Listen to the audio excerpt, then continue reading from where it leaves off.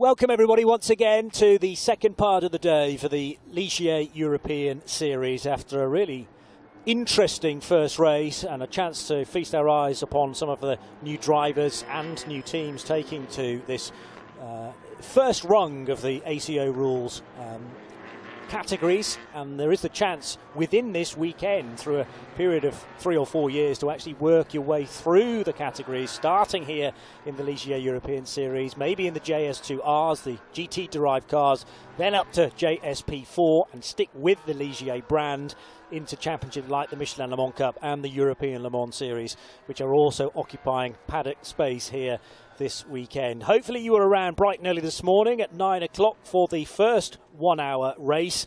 And this is a similarly looking grid, although we've got different starting drivers if they are 2 driver lineups. So each of the drivers entered get a chance of a rolling start as part of Heat 1 here in Barcelona. It's Johnny Palmer and the birthday boy Graham Goodwin of dailysportscar.com. Little bit overcast, it would appear, for lunchtime. I don't think there are any rain showers expected, and slightly cooler temperatures will certainly suit the race engines as well. The start from earlier on, though, Graham, was Minea Stefan, and again the 48 Team Virage man starting from pole position. Yeah, it was convincing stuff, wasn't it, from both the 2 Team Virage cars that completed the top 2 in the last race. It's those 2 cars again in the same order. This time, but this time it is Bernardo Pinheiro who gets the opportunity to go on the attack against Minea Stefan. Ian Aguilera will be starting in the number 75 RLRM Sport car with Jacopo Mazza in the LR Motorsport car in 4th, the number 7 car, the bright orange car, in JS2R, LR Motorsport, ZTF Performance, ANS Motorsport, in the persons of David Rodrigo, Gilles Porret and Julien Lemoy, ahead of Jacques Nicolet in Les Deux Arbres in the 86 car for the JS2R cars. So it's different names, same kind of cars, same sort of order really, but I think we're going to get all sorts of different action as the Cupra leading car is about to pull off, and let's fly. Additional classes within the 2 major categories, all related to driver makeup. So in JS P4 we have effectively pro cars if there are an all silver lineup, Pro-Am and Am for the bronzes, and the same goes in the JS2Rs as well. So that could get very interesting through the course of this race as to who wins each individual category.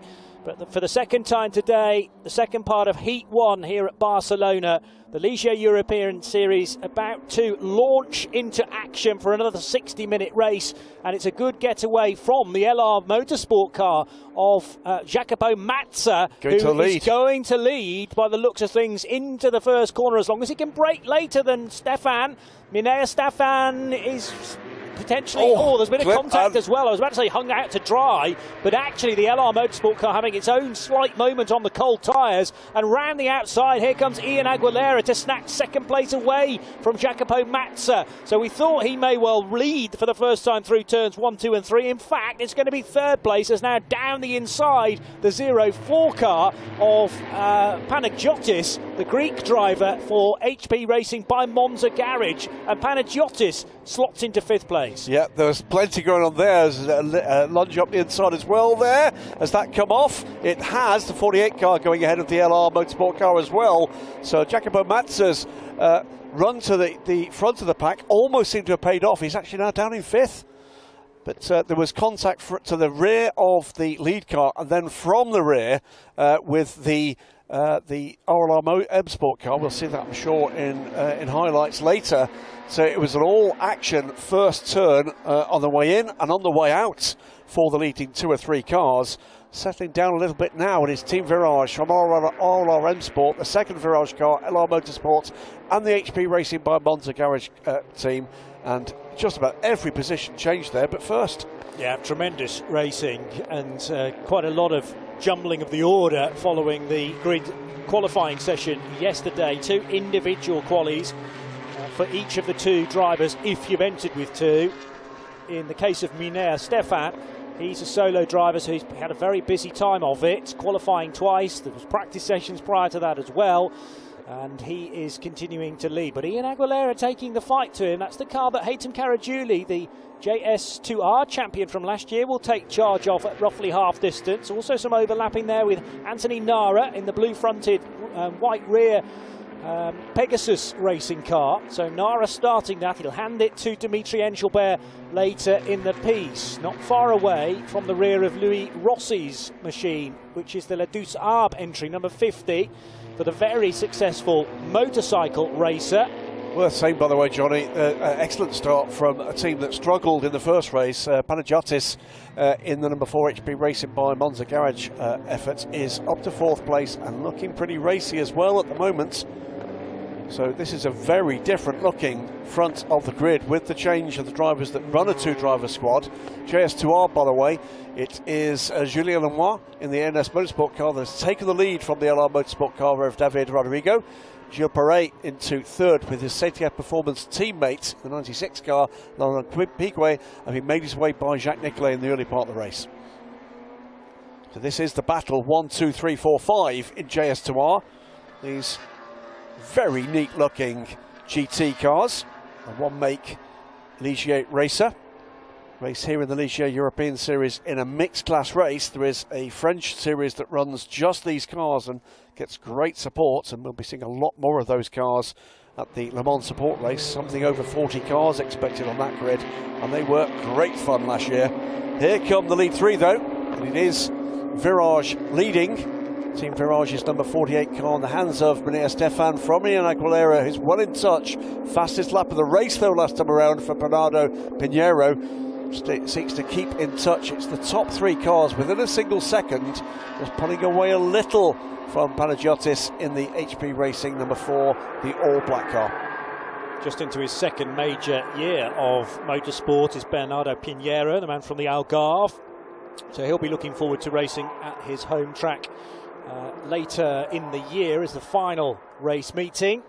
95 being the CTF Performance car then of Gilles Perret, dicing with David Rodrigo and Julien Le Mans. Here are the leaders in JS P4 though, arriving at turn 5, and quite a train developing now. Ian Aguilera showing speed, arguably at times slightly quicker than Minea Stefan, but he's got to fashion an opportunity to get by.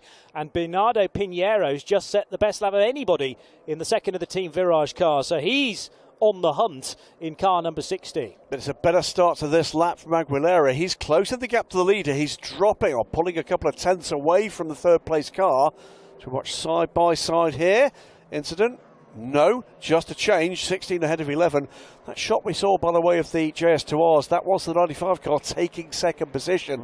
So it is now Gilles Perret trying to get onto terms with Julien Le Mans, as Ian Aguilera attempts to do so with the overall race leader. He's making a good fist of it right now. There are purple sectors appearing, and the latest one goes to Aguilera. He goes quicker than anybody's gone before in the 2nd sector, and is under 4 tenths back from the overall race leader as they start their race lap 4. Also a switch around for 9th and 10th in JSP4 as Wang Ruiyu got ahead of Yuki Tanaka rather got ahead of the Taiwanese driver, so they're having a good fight. Pegasus versus Monza Garage, 9th and 10th. There is Ian Aguilera, dual nationality, both from the UK and Mexico, with ties in Guadalajara, Mexico. A couple of years in the Ginetta Junior Championship in the UK, learning his racecraft there, and now looking for an opportunity away by.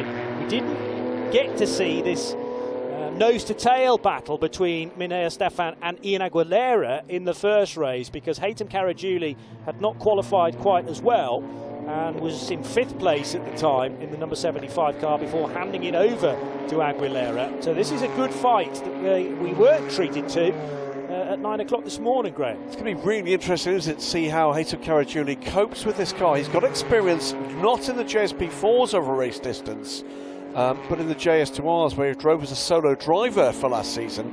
It's going to be really interesting to see how he deals with the car on the tyres that have got half a race of wear on, and my guess would be that that will be where his experience comes into play. Yeah, so that's going to be another part to watch this race. But it's a great start to the race from Aguilera. He did put in the fastest race lap of the race so far last time around on lap 3, 1:45.936. Got the gap down to under 4/10, and he's right there again as they come now to complete race lap 4. Rinea Stefan cannot shake the attentions of Ian Aguilera, try as he might. The car with the pink wing mirrors and detailing around the splitter there. Out front from the sister car and Team Virage running third for Bernardo Pinheiro. And Virage actually entering 3 separate cars in JS P4 this year. Kevin Madsen, the American, running in 6th place. He got that car home in 5th earlier today, number 1. And a strong finish to the race did Madsen last time. Fastest lap of the race last time around, as we see a bit of a battle here between the 50 and the 17. The 50 from Le Désarbre. Louis Rossi, the ex-MotoGP rider, fending off Anthony Nara, who's already got a season's worth of competition under his wheels in the JS P4s last season with Pegasus Racing. Of course, Pegasus, a team with experience in the World Endurance Championship as well as the European Le Mans Series, still under the management of Julien Schell. More overlapping this time for David Rodrigo. Is that 2nd place in class to get ahead of Gilles Pouret? It looks very much like it. So Rodrigo realising he wants to get to close down on the race leader in JS2R. That's him retaking that 2nd position. So the 95 car had got ahead of him, and 43 got his head down and has got that pass redone. Yeah. So Julien Lemoine is clearing off a little bit. 2.4 seconds the gap now to Rodrigo in the LR Motorsport. Not the usual colours for LR, in that sort of primer grey number 43 car. It's left CTF Performance therefore 3rd and 4th in the division. Gilles Pouret versus Laurent Piguet. All car stopped on track is the Monza Garage machine. That's the 11 car. That is Ray Yu Wang. Yeah. And stopped in a very vulnerable position as well. 2nd sector. Yes, it hasn't reached the end of the 2nd sector. It's the exit of turn 5. So downhill approach to 6. Unless you can get some kind of power going there. There are also going to be dramas, by the way, for the cars currently running in 5th and 6th. There are going to be drive-through penalties for the LR Motorsport car of Jacopo Mazza and for Kevin Madsen in the number 1 car for not respecting the start procedures. Now that's likely to be them not running over the grid hatchings. We'll, I'm sure, have an opportunity to see that again. Yeah. Did Jacopo, sorry, Mazza, was he a little overly aggressive? We saw it was a pretty aggressive start from him. Did he go too quickly? There are 2 elements of not starting the race correctly. You either go too early. Here comes the lead battle past the yellow flag zone. They have to be cautious as not to even be overlapping, let alone overtaking. But look up where Aguilera was. He's right with her and now looking for a way by. This is not tenths anymore. No. It's centimetres, but drawing in as well. This is a proper 3-car nose-to-tail battle for the overall lead, and it's going to go to safety car. So this will temper the scrapping, and already, I would imagine, no overtaking permitted, although, yeah, the 75 will react to that, and then Pinheiro behind Ian Aguilera got out of the throttle as well. So they all adapted to that well as they got the message from the teams, no doubt on the team radio, and probably the dashboard actually, to say there is a safety car out on track in order to recover safely the number 11 car of Ray Yu Wang of Taiwan and the Monza Garage crew in their very understated but sort of stealth-like black livery, sometimes matte black for the Monza Garage cars. There are 2 of them in the race for Panagiotou Kaitatsis, who runs in 4th position. That's the HP Racing by Monza Garage entry, and the straight Monza Garage for the team based, funnily enough, just up the road from Milan and close to the Royal Park of Monza for Ray Yu Wang. But it's a real shame because we're not going to see Ray Yu's teammate Chun Ting Cho, also of Taiwan. They're both silver-rated drivers. Indeed, and it's as the Nissan pickup intervention vehicle tows the number 11 to a place of safety. The Nissan GTR safety car is out on track. Fabulous beast.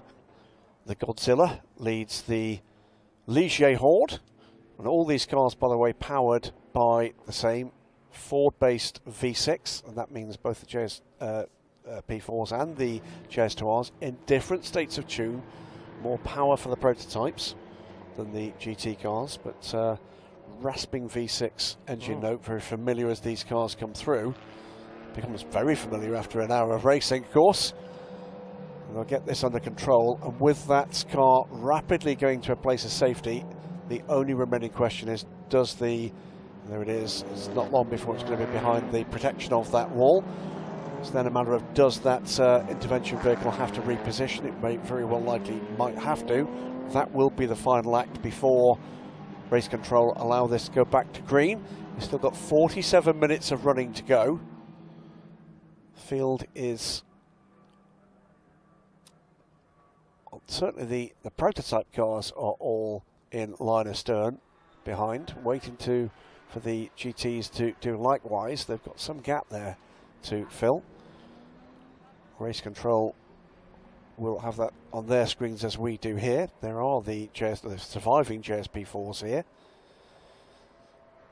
Bodes well for the season, this, Johnny. This is already providing good racing with a number of these drivers with limited experience in these cars, or frankly in some cases any race cars. Indeed, but already we're getting pack racing here, 3 and 4 cars up and down this field in both classes, and with the promise of more cars to come later in the season. Yes, true. It's going to be a very popular entry, I'm sure, for the event that ties in with the centenary celebrations of the 24 hours of Le Mans. So busy is the midweek phase and Saturday morning as well of that event. Actually, the Ligier European Series race will be held the previous Sunday, and that's planned for a race of an hour long, isn't it? But sitting between the two test sessions as things stand. Yeah, absolutely right. Test day are for the Le Mans 24 hours. Moving from the traditional period of the week before scrutineering for the Le Mans 24 hours, effectively extending that to 2 weeks and 3 weekends through the COVID pandemic period. Moved that test day to the week before race week, and I think we'll stay there.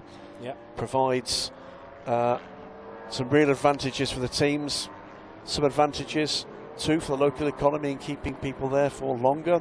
No complaints for those of us that have a working environment there at Le Mans. Much prefer to make one trip longer than 2 slightly shorter trips. So logistically it makes a lot of sense. The field is under control. The GT the JS2Rs will shortly catch this train, and I'm sure they will allow the full field to come under the control of this safety car before we get released.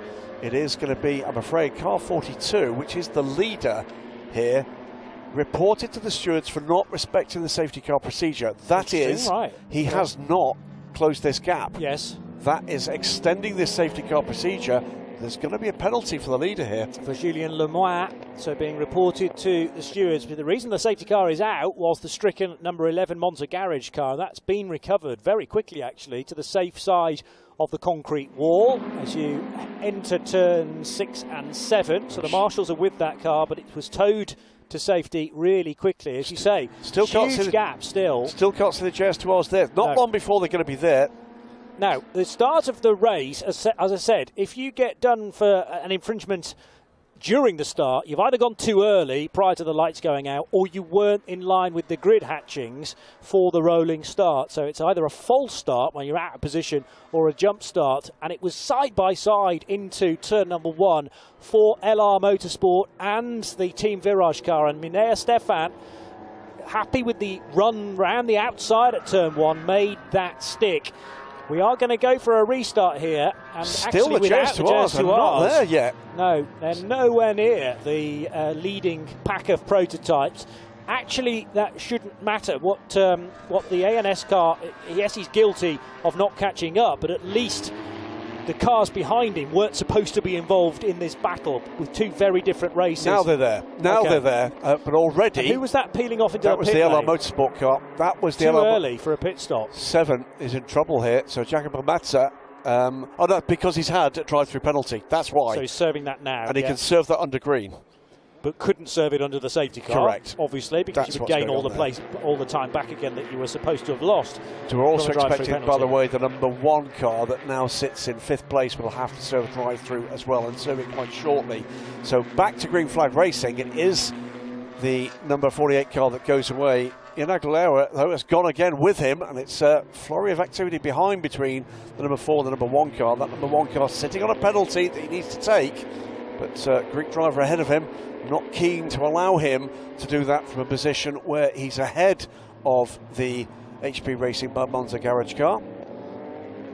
So Panagiotis, Kaitatsis jumping from one side of the road to the other in order to defend from Kevin Madsen in the team Virage car.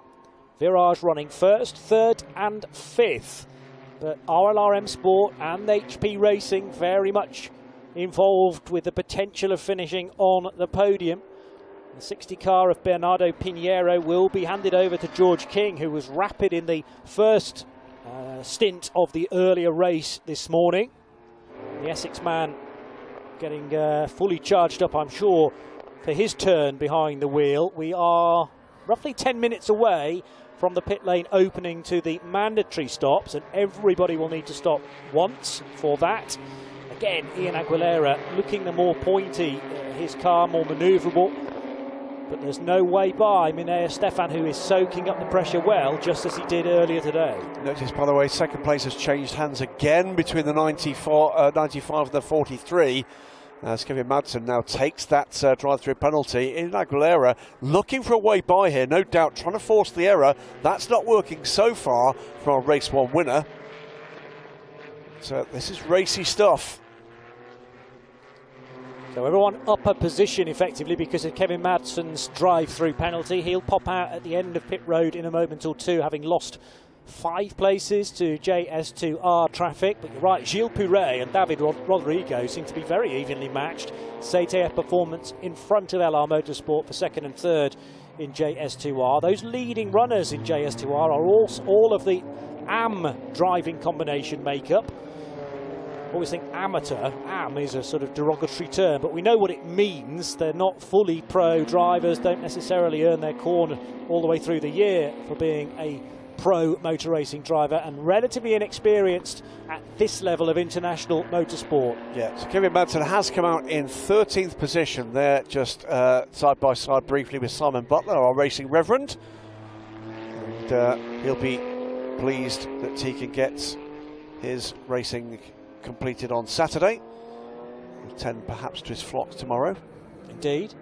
Late flight back and heading to Hampshire, I'm guessing, in time for Sunday prayers.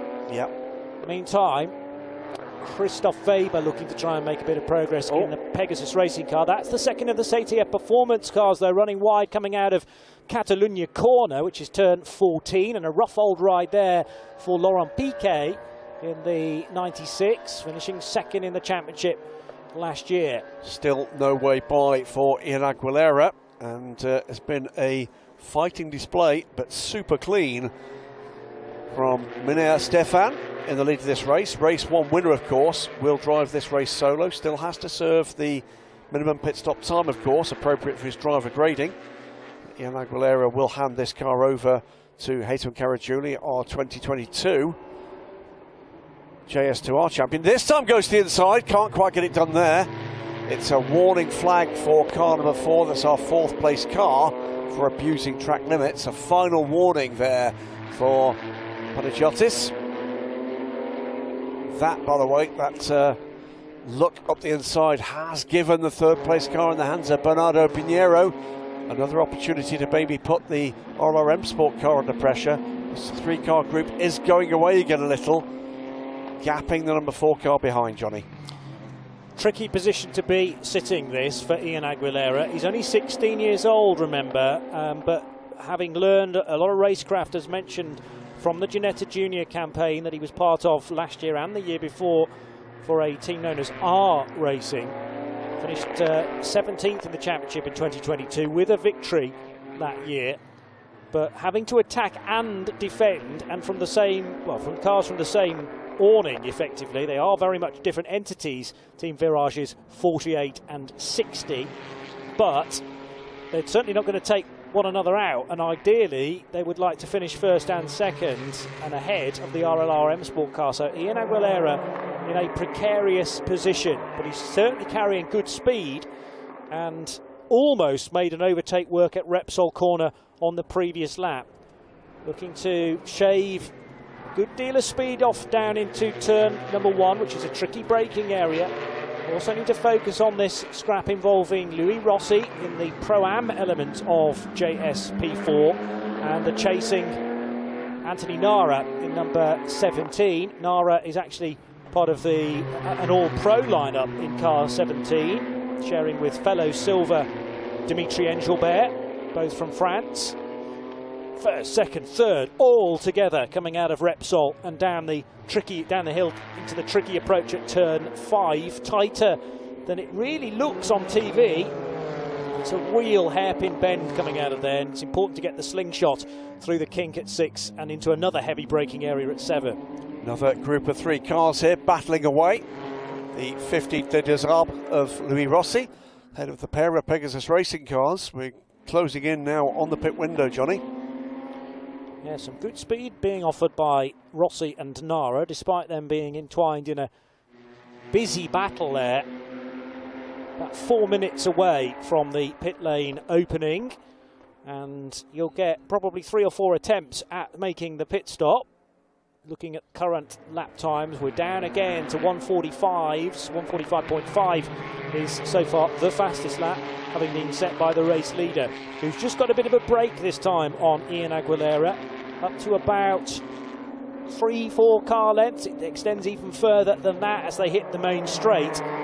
So a tricky final sector for Ian Aguilera this time around. Yeah, he's slightly hampered by having to just keep an eye on his mirrors, isn't he? But that was a much better launch out of turn 14. Worth mentioning, by the way, that when we get into qualifying here in all competition, if you get a lap deleted in turn 14, it will be that lap and the following lap because of the advantage. You could see that with a better line through 14. The advantage you get for the launch down the main straight into the second lap there. So watch for that in European Le Mans Series qualifying in particular later. But still, this other group of 3 cars. This is the battle for 5th place, with Louis Rossi fending off Anthony Nara. Yuki Tanaka just a little way off now, this pair, with the 2 distinctive light blue and white Pegasus racing cars. Red top on the fin on the number 17 car, black on the following car, the number 16 car. Define the 2. In fact, this red air scoop, I think it's actually white, the defining line across the top. 35 minutes to go, and this might be the biggest lead that Maria Stefan has had. Yeah. And that is actually now over a second. But Louis Rossi doing well as he adapts to car racing, the man from Le Mans, but so successful in motorcycle racing, Moto 125, Moto 3, Moto 2, and then the FIM Endurance Championship as well, so to the top level of motorcycle competition. He actually enters car racing as a bronze with the FIA, and second season now of European Series racing with the Ligiers. Yeah, all sorts of transfer, if you like, between codes of motorsport. Of course, Valentino Rossi is namesake but no relation in GT racing now, and all sorts of rumours we might see Valentino in the Road to Le Mans this year in the GT3 car ahead of whatever he plans to do with WRT moving forward. So we'll keep an eye on news of that one. Road to Le Mans again will be part of the setup in the centenary year, but not on race morning. Something very special indeed planned for the Le Mans 24 Hours on race morning and on the Friday, I gather. More of that in some of the race coverage we'll bring to you for this weekend and for the World Endurance Championship from Spa. Lots of news still to come about the lead into and happenings on race week at Le Mans this year. Next round of the World Endurance Championship next weekend, let us not forget, with this ELMS first round sitting between the 2. Saturday race at Spa for round 3 of the WEC, but a few rungs down on the progressive ladder in the ACO ranks is the Ligier European Series, and tremendous racing so far. We are ticking around to the 27th minute of this event. So we're about to get news that the pit lane has opened for the second part of Heat 1 this weekend at Barcelona. We're on the 14th lap now. Minea Stefan leading by 0.9 of a second. And there is the message at the bottom of the screen. Pit window now open. Leaders didn't get a chance to pit at the end of that lap, so they'll have to potentially do it the next time around. But as I say, it'll stay open for 7 minutes, so they'll have a few more options beyond this point. But the following group does get the opportunity to stop if they've chosen to do it. I think the 17 car and the 16 car both have. I think both Pegasus cars have headed for the pit lane. They have. So they are the first takers. Also worth mentioning, by the way, the two cars that had those drive-through penalties, the one in the hands of Kevin Madsen and Jakob Matza in the number 7 LR Motorsport car, had managed to clear the JS2Rs after those drive-through penalties, so they now sit in 8th and 9th position overall. 1 or 2 checks to be made during that procedure that involved the safety car. That doesn't necessarily indicate wrongdoing, but best to check that when possible in the race control office. Also in the pit lane is that LR Motorsport car, the number 7, in the hands of Matza. That hands the car over to Simone Riccitelli, son of the team owner, Luca Riccitelli. Now, all of a sudden, second place car, number 75, under pressure from the third place to the second of the Team Virage efforts, the number 60. Pinheiro now putting Aguilera under some pressure as we get closer and closer to the point where the 75 will be handed over to Haytham Caragiuli. Aguilera just a little bit off. Leader pits, but into the Kaiser Bank sequence of corners. Reprofiled turn 10, that was reprofiled a couple of seasons ago. Just slightly off the apex at 10, then again wide at turn 12, but on that lap, Minea Stefan has peeled off. So this is now for the race lead, looking for a defence into the first corner, but I don't think Pinheiro's going to be held back. Pinheiro almost a spin, and he had to get out of the throttle there to make sure that the car did not rotate on him. And actually that higher line through turn 1 means you can carry more speed, even though you got the inside line, which Bernardo Pinheiro managed to pick out from a fair way back. Then Aguilera. There was no contact. That was simply forced him to the curb. Yeah, perfectly fairly. It was a great run into and through turn 1 from Aguilera, and it was the 60 car just running across the curb and losing that rear end just a little, but did well to gather that up. George King, by the way, still to come in that car, leader in the pits as they serve their pit stop time. With or without the driver change, there is still a minimum pit stop time to be served here. That's determined by the driver rankings as well in this. So it's part of the way in which the performance is balanced across these teams. Down pit lane for the number 42 car. Haven't heard, by the way, Johnny, about anything around that safety car procedure. The 42 reported to the stewards for that. Whether or not there'll be any on-track penalty or whether or not there'll be a time penalty or indeed any penalty at all, because what we don't know is whether or not there was an issue for that 42 car. True. Yeah.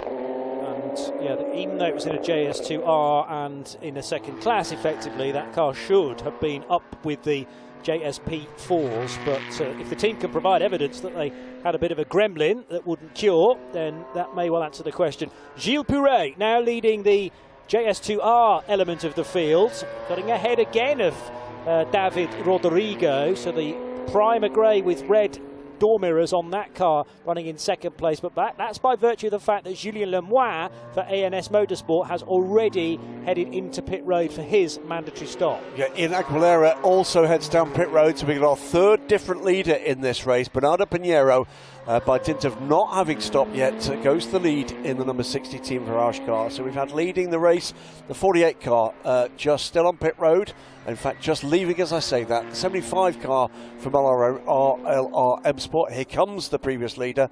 And then Bernardo Pinheiro in the number 60 Team Virage car, who still has 2 pits for this race. Here comes Kevin Madsen in the number 1. Second time down pit lane after that drive-through earlier.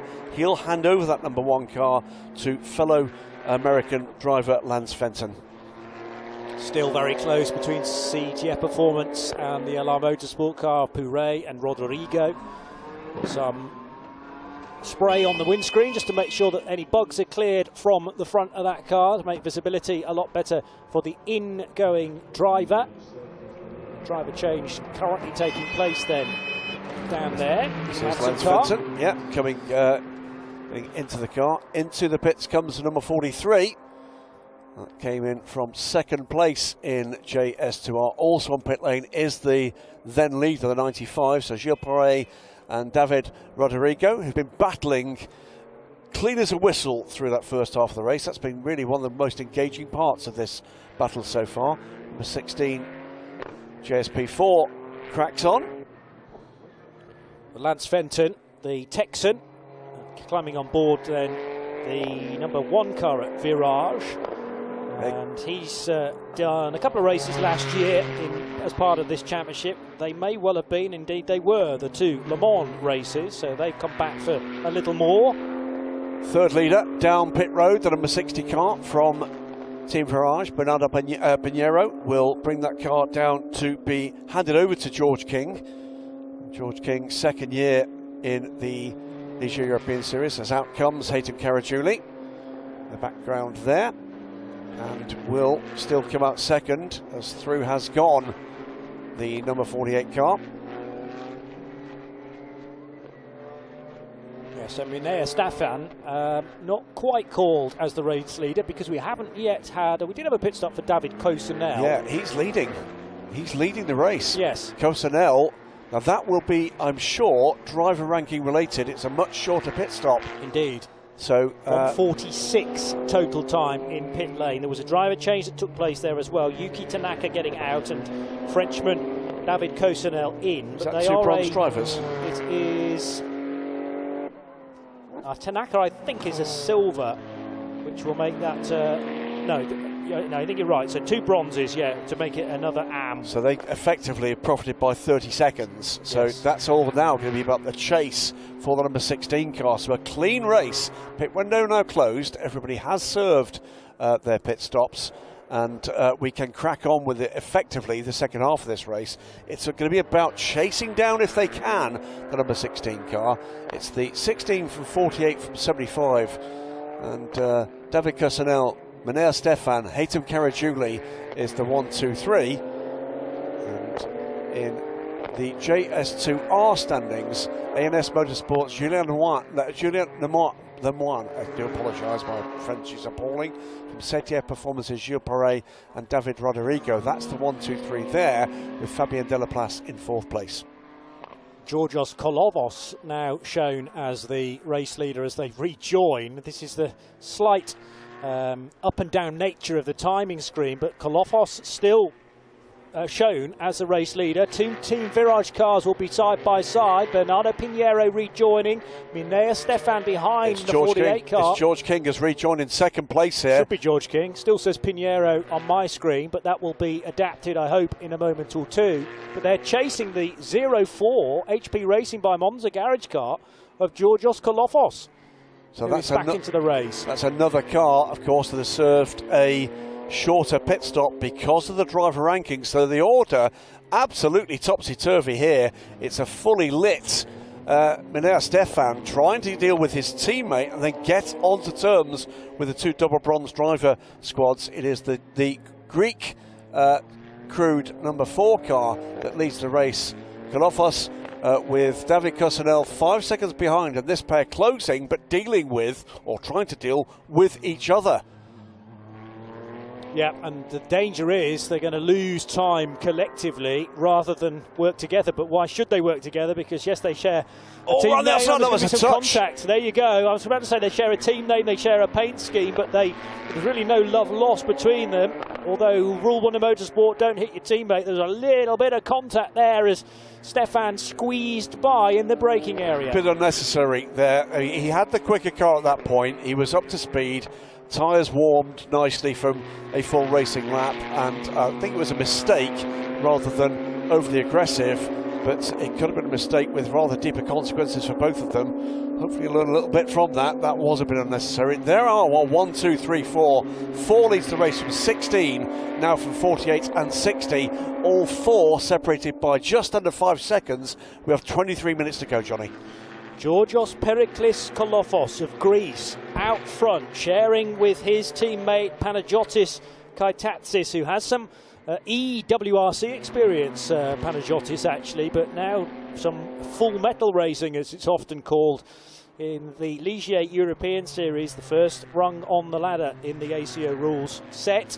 And this is now spicing up to be a really good finish to the second hour-long race of the day, with the two Team Virage cars showing they've got speed, particularly now that Minea Stefan has slotted into third position. He leaves two massive tram lines of Michelin rubber coming out of turn 5, reeling in the two leaders. He is indeed, but also catching this group of 4 other 2 cars following these. Haytham Karagiuli is catching and being caught by Steve Zakia. So about 7 seconds back from the back of this 4-car train, there's 2 more cars looking to get into the act. We might just see them in the background if we stick with their shots long enough. Almost there they go. There is Karagiuli, there is Zakia. It's 6 cars as up the inside to take the lead goes Minea Stefan. He's dealt with the 2 bronze drivers quickly. George King will need to do the same if he's going to stick with his teammate, as the 60 car was able to do in race 1. It's not as easy though for the Englishman.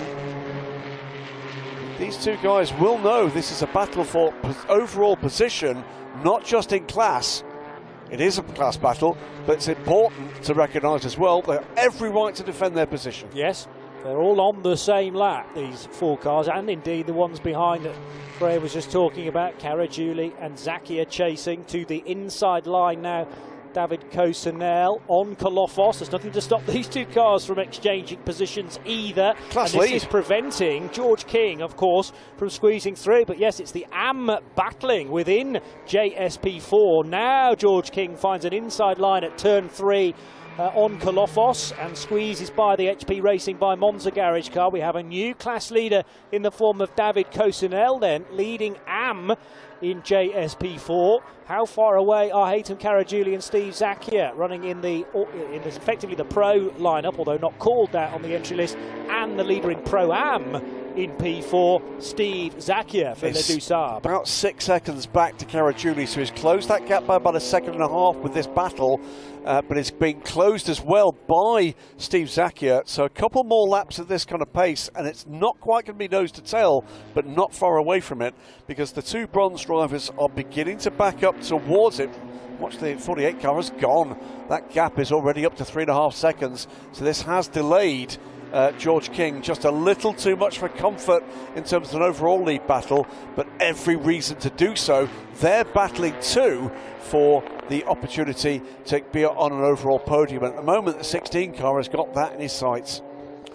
Real decisive movement though through the traffic for Jan Minea Stefan, who wasted no time at all. He got a very good run on David Cosenel a couple of laps ago, out of the twisty stuff through 7 and 8, and dispatched Cosenel through the exit of 9, and then actually took the overall race lead coming out of Kaiser corner. More jostling of position between the same cars have been at it all race long. David Rodrigo in the 43 and Fabien Delaplace in the all-green CTA Performance cars. So LR Motorsport certainly getting close to both of the CT Performance cars all race long, and we're inside the final third of this event. Disaster, I'm afraid, for the Pegasus Racing car that's just lost second place to George King, but has now been dealt a 1 second stop and go penalty for not respecting the minimum pit stop time. So that is going to cost them, and cost them dearly. It's going to hand the AM class lead back to the number 4 car that Cosenel had just passed on track. So that's going to cost them something like 25 seconds. There is the decision on screen. But David Cosenel, as we've got a problem there for the 4 car. So, well, could that hand it back and not manage to get the car turned around? Well, what the race gave, it took away and then may have given it back again. It was all by himself, just a little bit of oversteer there. Couldn't collect the car and recovered in just the wrong position to get the car turned around. That might have just cost him the AM lead after the stop and go penalty is held. Georgios Kolofos. He's not got the car moving. Disaster. Kolofos briefly driving at traffic, which you never like to see. He was trying to recover the situation as quickly as possible. But Haytham Caragiuli had to take avoiding action there to make sure there wasn't head-to-head contact, and Dimitri Engelbert might have been slightly unsighted as well. But you're right, Kolofos cannot get off the grass now. Maybe the car's stalled, so yellow flags remain at turn 5. And that's actually also Caragiuli lost a place to Steve Zakia. That's the car you can see ahead. There you go, the black car, the dark grey car rather, with the white nose and yellow mirrors side by side here for the number 10 RLR car and the number 86. This is the recovery drive underway from Max Meyer, who led the race, remember, in JS2R, taking the car over from Simon Butler at the midway point of the race and now making his way back up the field. He's got, though, a big gap to make up on the 4th place car of David Rodrigo. 17 minutes of this race. So through comes the number 16 car to take that stop and go penalty. 17 minutes rather, to make up 25 seconds for 4th place, or currently in the hands of David Rodrigo. If you can bridge that gap, Johnny, there is other places to be made up, so it's worth keeping an eye on Max Meyer, see what kind of progress he can make. I'm wondering whether Jacques Nicolet is carrying a bit of damage on the front of his number 86 Le Douce Arbre car, because I could hear the splitter flapping, and that normally indicates some dislodged bodywork, maybe as a result of some contact. So you will have heard that down into turn 1. That could get progressively worse for the Frenchman. Still yellow flags, by the way, at turn 5. Car is off the track and not in a place of danger, so unlikely to see anything other than yellow flags for the moment, but is not behind the wall yet. So the driver's sort of stuck where he is. Yeah, but I think that's right. It's not in any immediate threat of being whacked by a car that is off the circuit. Highly unlikely that anyone would end up there on the inside of turn 5. So it can be monitored with yellow flags, and they can stay out for the rest of the race if necessary. As long as we can continue racing, that would be a heck of a lot better than a safety car. Looking at the order at the moment, Mania Stefan 6.5 seconds to the good, ahead of George King in 2nd place. So again, same order as we had before. It is the 48 from the 60. 50 of Le Desarbres now up to 2nd place, courtesy of the problems for both of the AM cars. One of the cars, the 16 car, being served a drive-through penalty. The other with that spin off the track and still stationary in the number 4 car. So Le Desarbres, Steve Zakia up into 3rd place, 8 seconds back, and ahead of Haytham Caragiuli, who is another 3 seconds back from that car. Dimitri Engelbert, by the way, right with Haytham Caragiuli now. This is the battle for 4th place, with Dimitri Engelbert looking for a way up the inside and takes it from Haytham Caragiuli. The Croatian driver tries to defend, and both of these, by the way, coming up to put a lap on the other RLR car, that's the JS2 R car, as Max Meyer looks to try to make an impact on the advantage ahead. He's making progress, but not quickly enough at the moment with the clock ticking down. Dimitri Engelbert with several years experience with French family squad EDEX Sports, with the Lafargues previously and Paul-Luc Chatin, so really does know prototypes at lots of different levels, including around Le Mans and in the ELMS. The 17 car then getting by Haytham Caragiuli, who is learning his new environment, having moved up from JS2R to the quickest class of the two, the JS P4s in the Ligier European Series. Caragiuli still very respectfully, though, in 5th position, ahead of Simone Riccitelli in the orange and dark blue of LR Motorsport. The AM battle in JS P4 still led by Lance Fenton, and it's Fenton versus Cosenel. They're only separated by 2.7 seconds. Cosenel closing the gap after he needed to serve that frustratingly extra second, but you've got to come in the pit lane, you've got to stop with a team, then pay your dues with that 1 second and then get going again. So it ends up being far more costly. Better to be a second over in your original pit stop than have to serve it subsequently. Keeping an eye, by the way, on the number 4 that has rejoined the race. On my tracker at the moment, though, is shown as going very slowly indeed. It might just be a bit of a timing glitch, but the 4 car has rejoined after that off at turn 5. There's also a warning flag now for the CTF Performance 86 car. No, that's Le Douce Arbre, I beg your pardon, number 86, for not respecting the race director's instructions. Now, is that related to maybe running wide at turn one? And it's not gone wide, needs then to take effectively the escape road and to go one side of a cone that is placed there, which is all about safe rejoining at the exit of turn 2. Yes. That's what that is about, rather than rejoining at a place where cars have perhaps got less opportunity to change their line if a full attack at turn 1. So that's what that's about. Not the first or the second time we've seen that so far today, but that is all about the learning curve here. A trip to race control will be a salutary lesson for any driver that's not followed a pretty direct and pretty clear instruction. So we see the number 60 car. This is George King dealing with some of the traffic. This is the area where the 86 would have got into trouble last time around. Going wide here, if we get the wider shot, you will see there's that second grey line. You're supposed to follow that line, and then a curb at the exit. There you go, there's the bollard at the exit. You need to be on the other side of that bollard to rejoin. And that will be what that is about.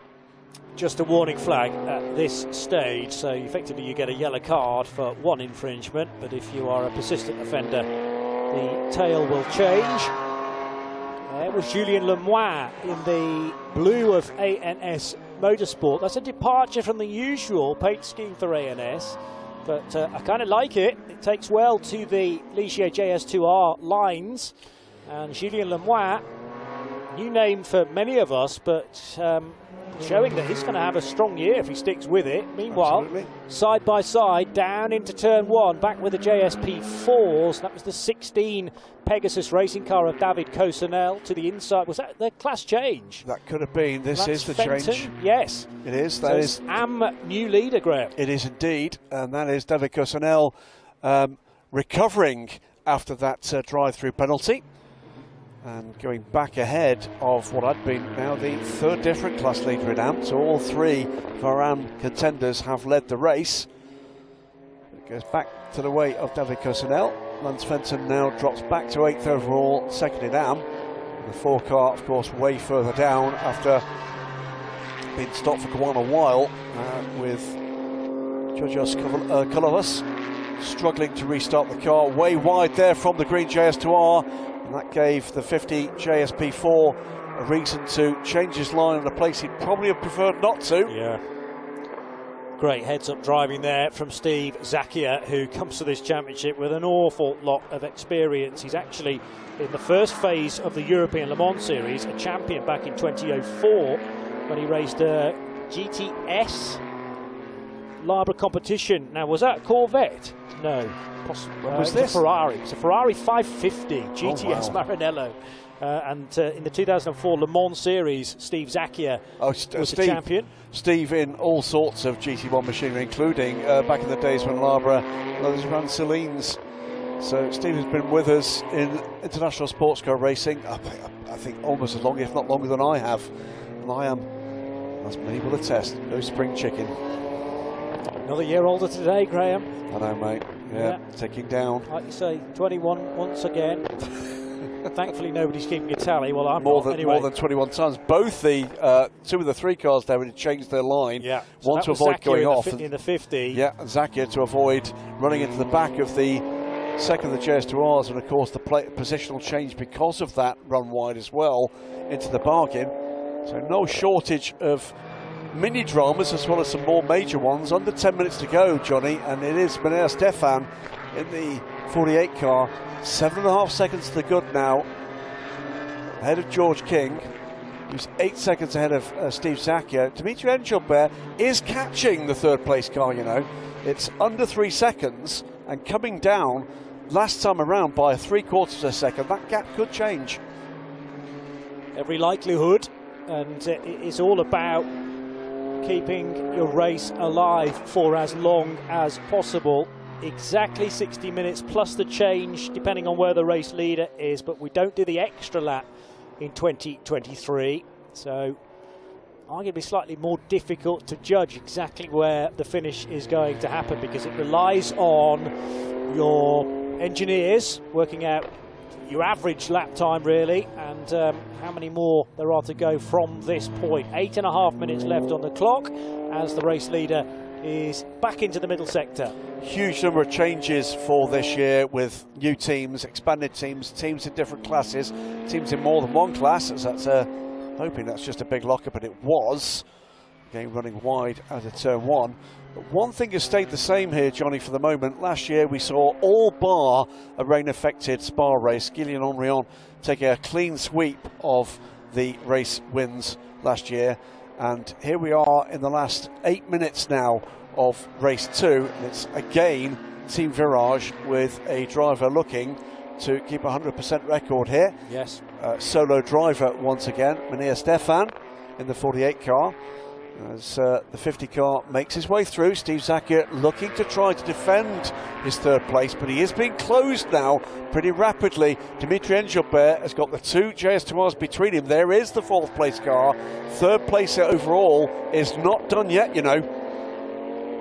Very intense for the next 7 or 8 minutes at the sharp end of JS2 R. Second place Gilles Pouret, waiting in the wings really for a good stab at getting by Julien Le Mans. Does it there, and now he's got a clear track ahead of him. The gap as they cross the line, just under 3 seconds, 7 minutes to go. What was the lap time difference? And the answer is more than half a second. So there's time yet for this to become a real nose-to-tail battle for the final podium position. Rodrigo done for track limits on the previous lap. That will just be a warning as well, but the third place car for Italian David Rodrigo needs to smarten up his lines, particularly in the closing stages as the stakes are rising. Fabien Delaplace in the second of the CDF performance cars, that's the lime green coloured car, fourth in AM, fourth in JS2R total, and he has behind him Max Meyer, who was really hustling in the opening stint earlier today. Race 1 for RLRM Sport. Well, he's hustling again. Now, remind you, when Max got in the car, he was 25 seconds back from the CTF performance car of Fabien Delaplace. He has more than half that gap. It is under 13 seconds. He's going to run out of time to do much with in terms of position, but very impressive pace from Max Meyer. Yeah, and will have opened one or two people's eyes, I'm sure, who were unfamiliar about the 17-year-old Spaniard's talents, but he's come from F4 Spain last year, karting prior to that. Max Meyer looking to really make a name for himself, the potential for him to move quickly through the ranks within Ligier European Series and then onward perhaps into Michelin Le Mans Cup in the next few years. Still, again, nose to tail between Julien Le Mans and Gilles Pouret. Le Mans having to soak up a great deal more pressure than he did earlier this morning. Indeed, still battles aplenty up and down this field. 5 minutes just about to go. Just a few more seconds till we reach the 5-minute mark, and looking down the timing and scoring here, Johnny, for where the battles still are. You don't have to look far. It is all about JS2R. There's a lead battle, there's a third place battle. There is certainly still a battle underway for third place overall between Engelbert, still closing on Steve Zakia, and now with no traffic involved, that gap is beginning to come down again pretty rapidly. Julien Le Mans now given the information that he did not respect the race director's instructions at turn 1. It's just a warning at this stage, and Graham described the car going wide a few laps ago, but cannot afford to do that again now. The instruction is all 4 wheels off. You have to go the right side of that bollard. Yeah. And if he does it again, that will be a penalty. No doubt whatsoever about it. So watch for that with any potential late race dramas as he tries to defend and perhaps pushes the limits. I think he's going to lose it here, and it's going to be a change the lead. It's a drag race out of turn 5 and down the hill through the kink at 6, but Gilles Pouret didn't need any more of an invitation than that. Running wide and out onto the dust and the dirt. The tyre pickup was Julien Le Mans, and he's lost the lead in both AM and actually JS2R full stop. CTF Performance out front, that will be righted on our timing screen the next split. And David Rodrigo, this is how it happened. Went way wide, didn't he? Overdid it there. Nowhere near the apex at turn 5, which is one of the toughest corners on the track actually. It doesn't look much, but you approach it off camber and downhill, and when you're trying to stay in front of visibly a quicker car tucked in behind, just the pressure told there. It's one of the key skill sets, isn't it, of all motorsport, but particularly in sports car racing, where the endurance comes into it. You know, you're in the car for a long period of time compared to most other forms of motorsport. It's consistency, and the consistency there wasn't quite there, but he's retaken the lead again. He's retaken the lead out of the final turn. So he's got the quicker car through that final turn somehow. Simone Riccitelli goes by the pair of them. He's trying to get onto terms, by the way, with Hatem Caragiuli. Watching at the moment what's going on in the other battles, and is Steve Zacchia responding the other way now in third place overall? But this has been an engaging battle. What happened here? It was wide. It was wide for the other car. So the fault that was made by the 42 car is then repeated, but elsewhere by the 95, and it hands the lead back. Phenomenal stuff. And this is the pressure again for relatively inexperienced drivers, is having to almost remove the context of each of these scraps and concentrate solely on each and every corner. But it is so easy to allow distraction to come into it. So a slight mistake at turn 5 for Julien Le Mans, as now there's a moment for the 48 car. Yes. Who runs very, very wide. Very race wide. Leader Minnaert Stefan under no real pressure, it has to be said, enjoying this 6.4, what was a 6.4 second lead. It's now down a second because of that slight error coming through turn 13. I think it's down to less than that. It's 5 seconds because of that run through there. 2 minutes to go. It'll be 2 more laps, I'm sure, for the race leader. Looking still at this epic run from Max Meyer. It was 25 seconds, remember, when he got into the car. His gap to the 4th place car down to 5 seconds now, and he's got 2 laps to go. He could make that position. Still not finished yet in JS2 R.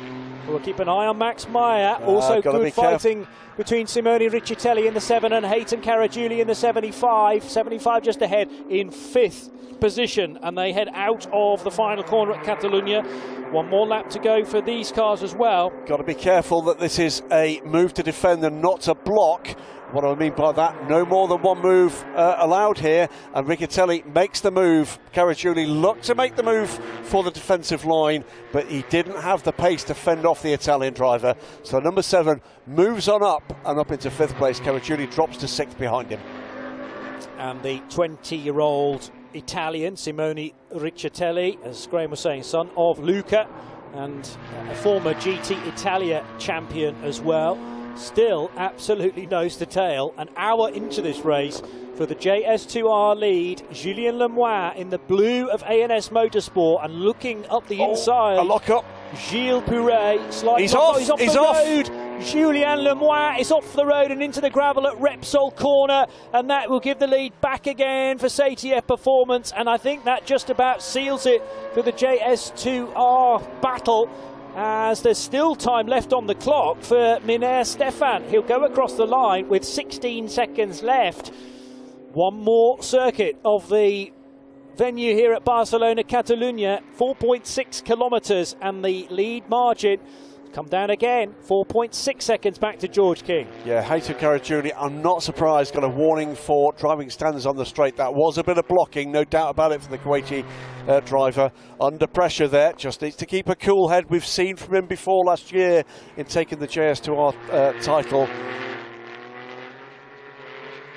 Still, this is now the battle. This is Engelbert with Steve Zacchia. And are they on the final lap or just about to start it?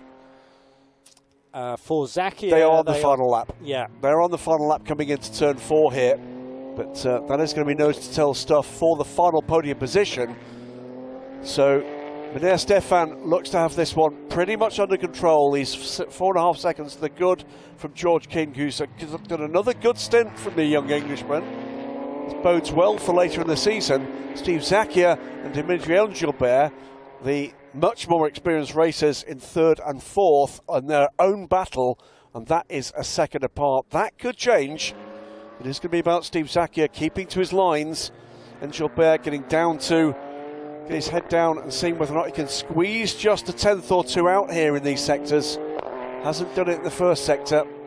Hatem Caragiuli, by the way, earns himself a warning flag because of that zigzagging on the main straight. It is just a warning, and as long as he doesn't do that again, should be absolutely fine for a sixth place finish for RLRM Sport. Here comes the race leader then, Minea Stefan, for the second time today, out of Catalunya corner and across the line to take another victory for Team Virage in car 48. It's a 1-2 finish once again, in fact, for Team Virage. This time George King gets the chance to take the checkered flag. It was his teammate earlier in the day, Bernardo Pinheiro, who completed the race, and very close indeed for third and fourth. Steve Zacchia getting the judgment over Dimitri Engelbert by 0.268 and that was Max Meyer off the road.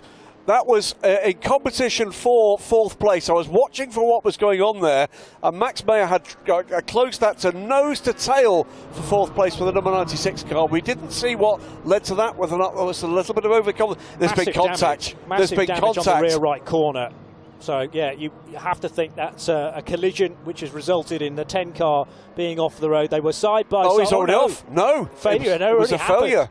Oh, dear me, that must have been terrifying. Turned in and the wheeler tucked under the car. Yeah. So had he had contact earlier on in the race that we didn't see, and then that was the toe link or the hub, the wheel hub, crying enough, but you do not want to be going into turn 6 and 7 with your rear wheel at 45 degrees angle from where it should be. Horrible moment that for young Max Meyer, but he didn't really control it well. He was a passenger into the gravel trap. JS2R won by Gilles Pouret in the orange colours of CTF Performance after that really good battle between he and Julien Le Mans. There was a mistake from Le Mans coming out of turn 5. There was then an error at the exit of Catalunya corner, and then finally a big problem into Repsol corner, outbraking himself, Julien Le Mans, and ending up into the gravel trap. That gifts the JS2 victory to CTF Performance and to Gilles Pouret. But boy, didn't they dole out the entertainment for an hour there in JS2R. Another great race to start this season. It has been a couple of cracking opening rounds of the Ligier European Series in both classes. A lot more to come for the rest of the season, Johnny. Yeah, excellent stuff.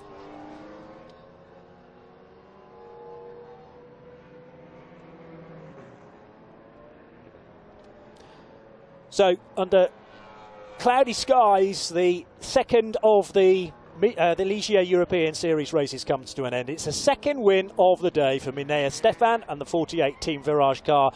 Bernardo Pinheiro and George King finish in second place, also for Team Virage. And Le Douce Arbre, Steve Zacchia, the number 50 car, makes the podium. CTF Performance, Gilles Pouret, winning the JS2R category ahead of Julien Le Mans in the ANS Motorsport car. He did get to the finish. Look at the damage on Max Meyer's car there on that rear right corner. And it's LR Motorsport, David Rodrigo, who finishes third in JS2R, Graham. Sad way for the race to finish, the number 10 car. Excellent run from Max Meyer. And this is what happened. Wheel just tucked under. It happened there it was. As he turned in for the corner, the wheel tucked in, and nothing he could do about that. Great run to that point from the RLRM Sport man. And we will see just exactly what will be done later in the season. Another cracker of a race in the Ligier European Series here at Barcelona.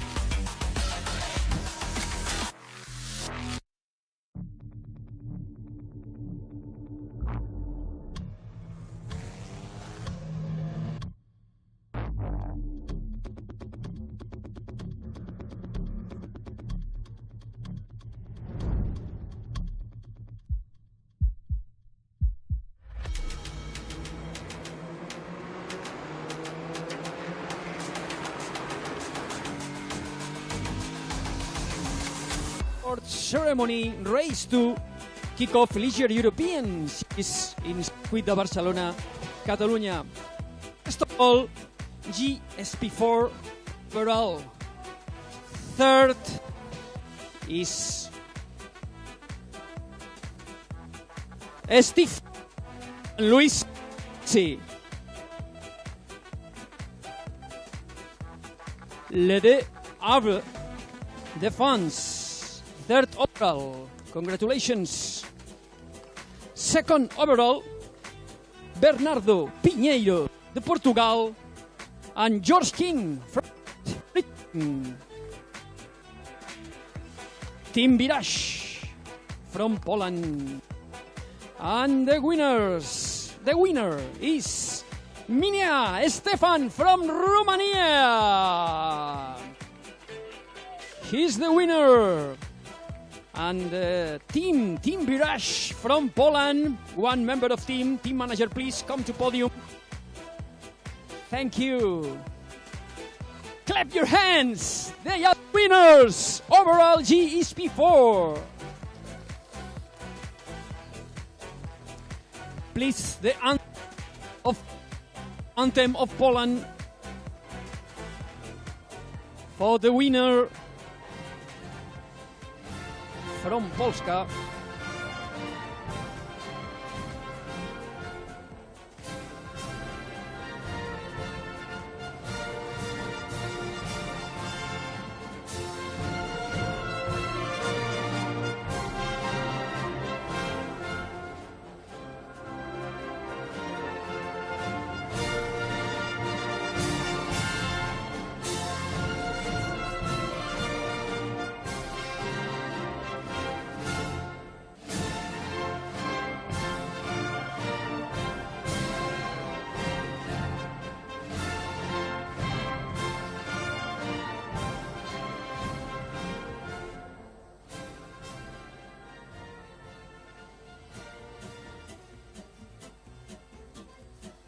This is the anthem of Poland.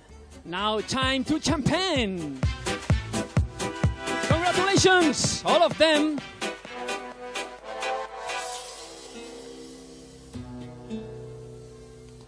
Salute. Cheers. Parabéns. Salute. They are the champions. JS P4.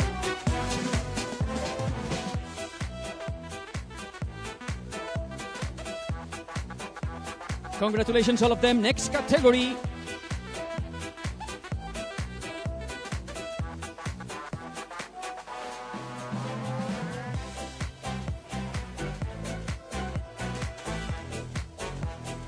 It's the same driver for JS P4. Number 50, Steve Zakia and Luis Rossi. They are the winner. He is P4. You are the winners.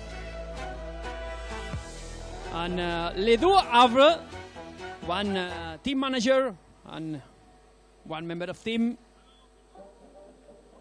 JS P4 Pro Am category. You are the winners. Félicitations, les deux Havre, les deux Havre. Félicitations, drivers. Next category, JS P4 Am. The winner is Yuri Tanaka from Japan and David Causanel de la France. Félicitations, congratulations. Team Pegasus Racing de la France. One member of team, please. Or team manager.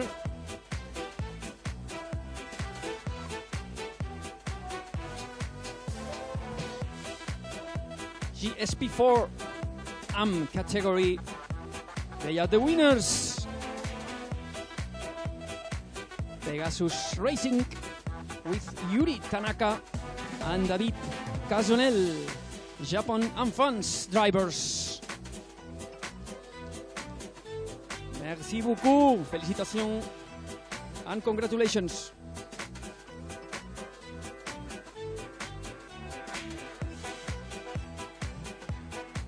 Next trophies for next category.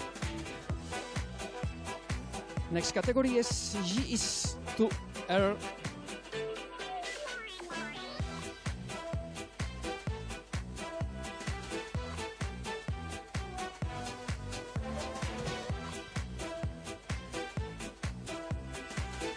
Thank you very much. Champagne and trophies are ready. Third overall, JS2 R. Third overall, David Rodrigo de Italia. From Italy, David Rodrigo, bravo!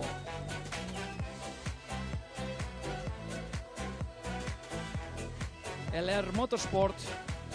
Second overall, Julien Le Mans de France. Félicitations, Julien. And Motorsport. And the winner from France, Gilles Porret. Bravo, Gilles. You are the winner. And the team CTF Performance from France. CTF Performance, please come to podium. One member of team or team manager.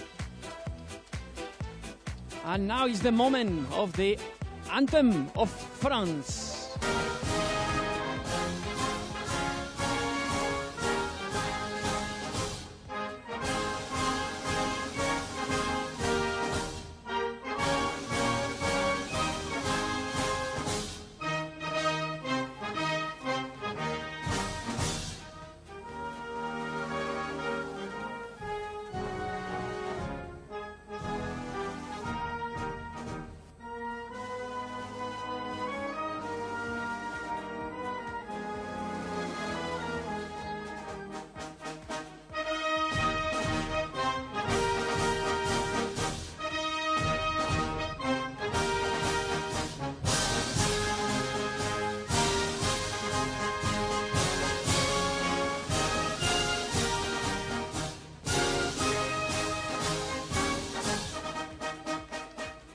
Allez, allez, allez, les bleus. Allez, la Marseillaise.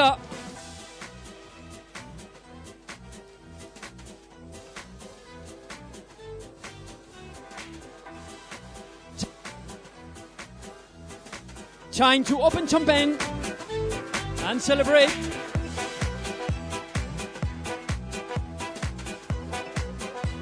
The champagne, the trophy, and Gilles Porret, please, and CTF, don't go away. Don't go away, because you repeat podium. First of all, we are putting the trophy and the champagne in the first place. And next category, JS2R AM. The winner is Gilles Porret, CTF Performance from France. Félicitations!